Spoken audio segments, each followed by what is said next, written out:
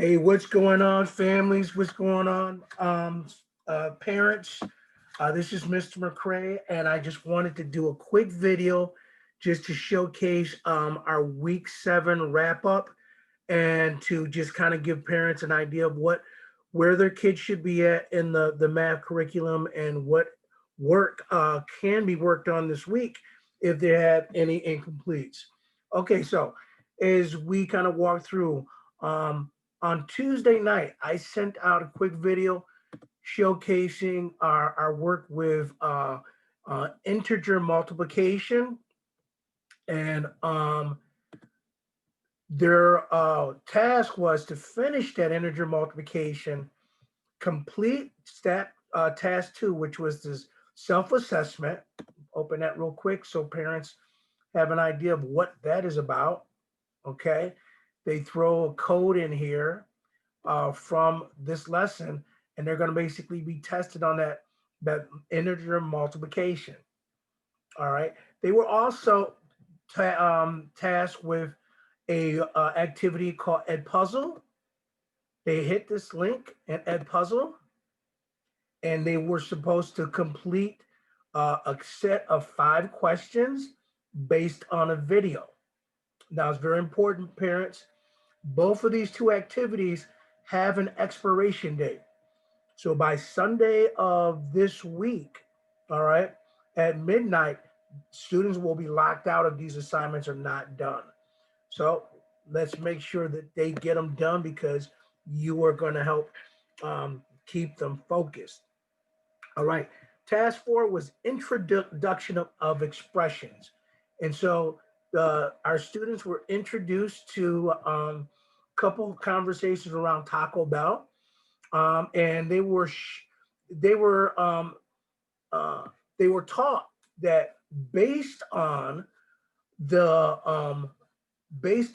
idea that an expression is any number that has a combination of sums, differences, and products, um, and that we use expressions as a shortcut to explain mathematical relationships.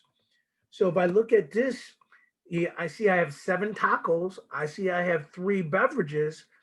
So my shortcut or my expression of this mathematical relationship is going to be 7 tacos or 7T plus 3 drinks or 3D. So parents, make sure that they've completed your student slide 1, slide 2, slide 3, slide 4, slide 5, slide 6, and they were asked to do a summary question. And really the big idea of the summary question is we use a variable to represent an unknown quantity or value of what we could calculate. And I accepted a bunch of different ideas, but as you see, there's a lot of people who have not gotten through this. So that's really important. And then again, this activity was task 4. It tells them that they need to do task 5 next. Okay, so let's jump to task 5. At task 5 starts this way. Here's our objective. I can evaluate an expression. Here's our vocabulary. We talk about what evaluate means. We talk about what a variable is, and we talk about expressions.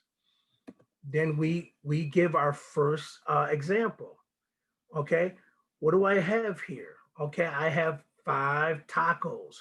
I have 2 drinks. Okay, so what I know, and this is a great example of what not to do, young people. What I know is that my expression should say 5T plus 2 sodas. I also know that I'm going to substitute the value of the tacos in for T and the value of the sodas in for 1. So I'm now going to go from an expression to a total cost of 5 plus 2 or 10 2 plus 1 or 2 times 1, 2, 10 times 10 plus 2, 12. So that's how that should look, parents. And again, a lot of our students got started but didn't finish. These people, they absolutely did, and it's looking pretty doggone good. Okay, next slide. We had 2 tacos, 1 soda. Then we had a combination. We had a junior burger, a small soda, small fries, and they should all be looking somewhat like this. Okay, 2 burgers, 1 soda, 1 fry. Calculate your cost. Okay, $6.96. Sounds about right. Sounds about right. Okay, and again, all that summarizes, all of that should end in them summarizing what what the value of expressions are and what evaluations means. Okay. All right. So parents, again, I like to keep this brief.